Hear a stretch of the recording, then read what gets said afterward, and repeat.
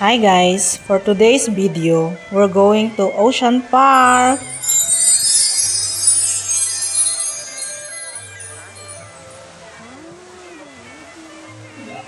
Beautiful Ocean Park. Ang ganda niya guys, 'di ba? Ayan, mag-isa lang po ako niyan. Ayan. And now, I'm going to pipila po ako guys. Kasi mahaba yung pila, yung paakyat. I prefer to go to yung parang train. Pwede kasing train, pwedeng cable car, papunta sa taas. Doon yung madaming rides. Sa taas ng Ocean Park. Yun yung maraming rides and everything. Mas maganda ang view sa taas. Ito yung parang entrance lang to guys. Yan. Ito na yung pila guys. Kaya, let's go! Pila is real! Kailangan ng mahabang patience. Kasi, natsambahan ko po guys na madaming tao. Ito pala is free entrance pag birthday mo. Sa mismong araw ng birthday mo.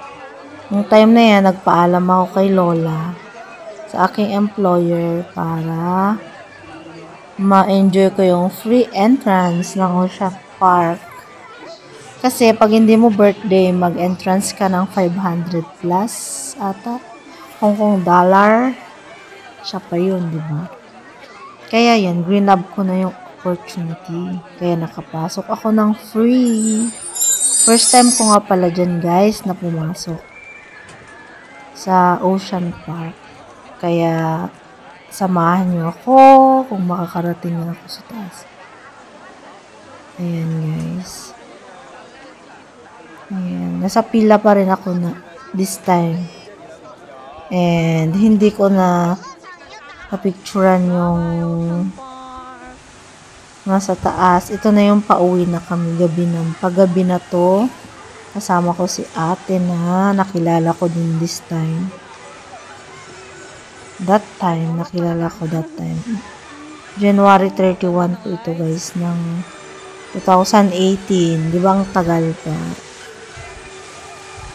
18, 19, 20, 21, 22, 23, 4, 5. 7 years ago. 7 years from now. This video was taken 7 years from now. So, thank you for watching, and this is Ocean Park when paggabi na siya.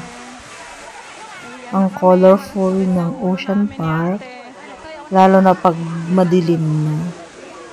Paggabi na. Sige, tag-picture ka lang. Hindi ko na siya. Bye-bye guys!